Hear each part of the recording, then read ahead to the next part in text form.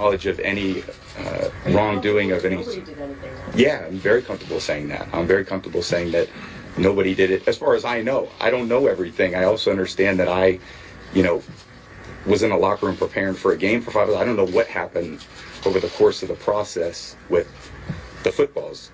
I was preparing for my own job of doing what I needed to do.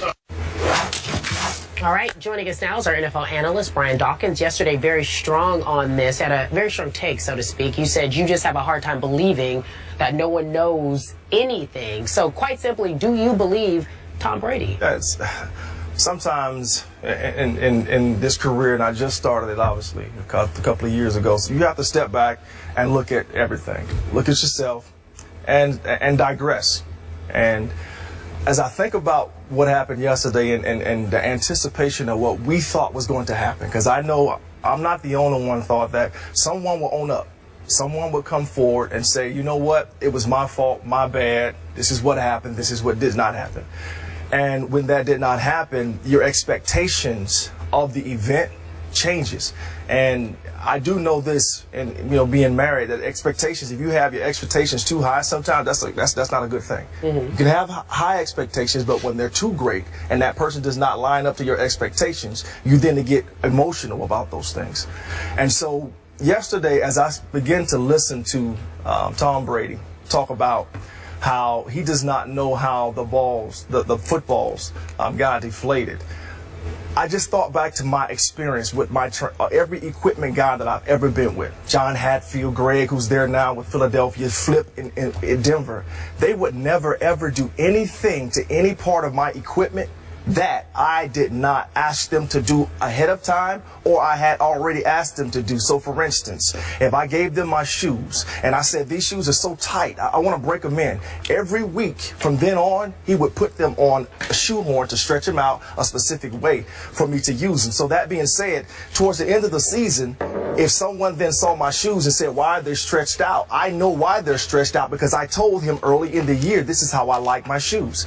So for me to believe that Tom Brady, did not tell one of the equipment guys, even the ball boys. I know, Greg and some of the other guys that I've known over the years, great young men. They're only going to do what I ask them to do.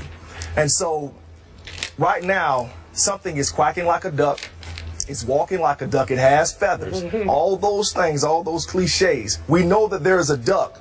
The problem is we don't know who's the owner of the duck. We still haven't had anybody to step up. Let me quote the great Stephen A. Smith. Right. It ain't a damn mongoose, right?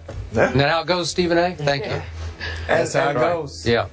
And for me, after today, because we are back where we started out, I'm ready to talk about the game. I'm ready to talk about Seattle. I'm ready to talk about the Patriots playing one another, because of what it looks like to me, because the NFL has not interviewed any of the guys yet. They're going to push this probably past the Super Bowl, and we're going to be talking about this after the Super Bowl at some point. So if that's the case, I'm ready to start talking about the game so we can move on for this, because nobody's going to step up and take ownership. Well, here's the problem with your position, Brian. I don't blame you one bit, because I share your sentiment. However, by not talking about it and by talking about and trying to talk about the game, I think that you're going to have people walking into the game literally questioning everything in terms of the legitimacy of competition that's taking place. Yeah, instead of talking about the matchups per se, they're going to be alluding to what maneuvers, what indiscretions, transgressions, or whatever the case may be, will the Patriots try to employ to win this football game. There's no way around it.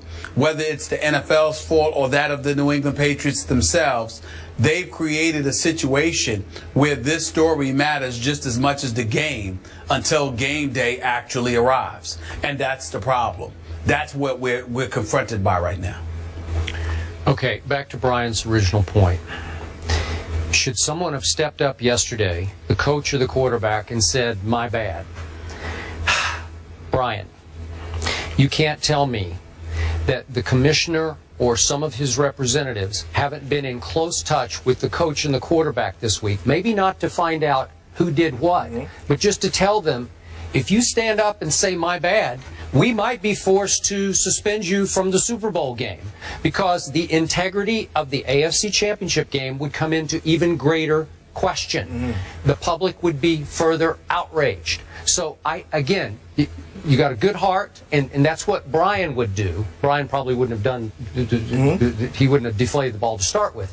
But Brian would have stepped up and said, you got me on this one, we blah, blah, blah. Well, you can't do it right now, and yet, this is just me, and Stephen A. and I are on opposite sides of this fence. You and I are on opposite sides, because I'm not giving the coach a pass here. You're pretty much putting it all on the quarterback because the equipment people are only going to do what the quarterback says. In this case, in all my years of covering the National Football League, I have never encountered a coach who is more of a control freak than this coach. Great attention to detail. So if he finds out 13 years ago that his quarterback prefers a ball that's slightly deflated, just slightly below the norm, you don't think that the man who pays such close attention to detail that he brings out different bad balls to practice with, he wouldn't tell his equipment men, this is how we're going to do this. The NFL has given us great leeway here to scuff the ball or prepare the ball, wet the ball, whatever we want to do with the ball to get it ready for the game. So why not just a little bit? Again, 2 pounds per square inch is not a ton. It sounds like a lot, but it's not a lot. It's just slightly underinflated because the quarterback prefers that. They've been together for 13 years. You don't think the head coach control freak knew that? You don't think he might have ordered the equipment manager? I want every ball prepared for Tom this way. So I'm not going to put it all on the quarterback. And again, the coach came across great yesterday because I think he is far more accomplished at publicly dodging the truth than the quarterback is. I think the quarterback's heart's in a good place. I think he was highly uncomfortable yesterday because he was thrust into a position of not telling the truth. And I believe he was, in a way, covering for his head coach. And he's not very accomplished at dodging the truth, and so he came across very, very poorly in his interview. Well, Skip Bayless, is something that you may not be considering here. And again, I'm not casting these aspersions on Tom Brady. I don't know. But just based on what we're seeing from the periphery, he looked shaky, he looked uncomfortable, he looked nervous in that press conference. Why do we have to put it on his inexperience in being in this position? Why can't we entertain the possibility that dare we say he might be lying? Let's keep this in mind, Skip Bayless. Richard Sherman. What did Richard Sherman say? What did he say a couple of days ago that we addressed yesterday? Yeah. He is, Mr. Brady is not what you all project him to be.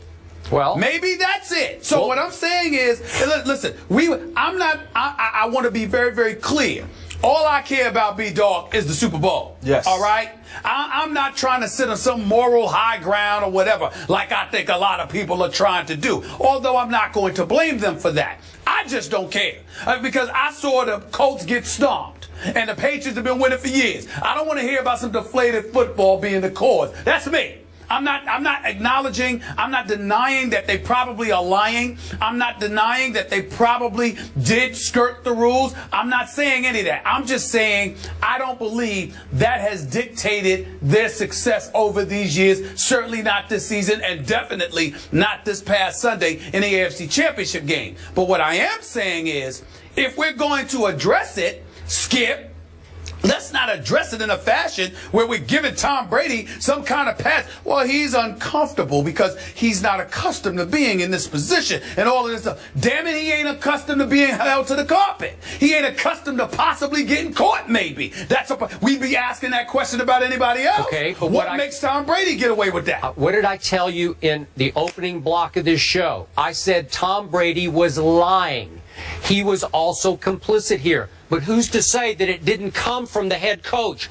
It could have been years ago. The head coach ordered this. Okay? But in fairness, Skip, what I'm asking you is, why do we have to bring Belichick into the equation? Why can't we reach as far as we're reaching with Belichick when it comes to Tom Brady? Why can't we entertain the notion that maybe, just maybe, it was Tom Brady that said, look, this is how I want the footballs. He is the quarterback. It is possible. Okay. I'm saying if we're going to entertain this about Bill Belichick and everybody else, why does the guy that's the future Hall of Famer, 3-time Super Bowl champion, who is as close to perfection and imagery as it gets in the NFL, why can't we at least ask ask the question about him.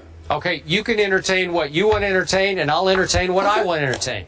Okay. Okay, and fine. Brian. And I'm going to entertain the fact that when you make a mistake, and this goes back to learning when you first make a mistake and maybe slip something in your pocket and you steal something. If you make a mistake, you just own up to it. Okay. You just own up to the fact that you made that mistake and be done with it. Whatever the ramifications, you're the one that got caught. Okay, but the ramifications could be that you don't get to play. Exactly. That's why they're not going to own up to it. Here's the two. The way that I see it, I could be completely wrong. If it's Coach Belichick that would have done it, because of the history with Spygate, it's going to be a much harsher fine. Okay. All right. A much harsher thing to deal with. All right. If it's Tom Brady coming out saying, you know what, this is what happened, my mistake.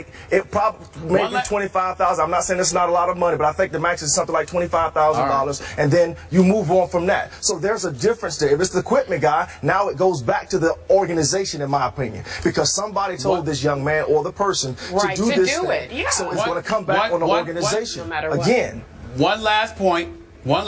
Tom Brady certainly has the power to do that with a ball boy, just like Bill Belichick would, number one. But number two, and more importantly, Bill Belichick is known for saying very, very little, if nothing at all. And this man went on the record in front of the cameras. I don't know anything about that. You'll have to ask my quarterback. You're right. What do you mean, though? I don't get you. No, what I'm saying is that's not something. Bill Belichick would go the route of saying nothing. Not pointing like, yo, ask him. He's known for protecting himself and the organization with silence, not diming somebody out. Okay, but what if he just deserved an Academy Award nomination? Seriously. Maybe that was his greatest performance. What if Tom Brady did? He didn't. I mean, he was pathetic. I mean, he was clearly not being honest. That don't mean he didn't try. All right, gentlemen, let's leave it right there. We will continue, obviously, more on this conversation when we come back. Another Hall of Fame quarterback weighing in on this situation. His words in just a few moments. Brian Dawkins sticking around with us. It's all about the money. It's all about the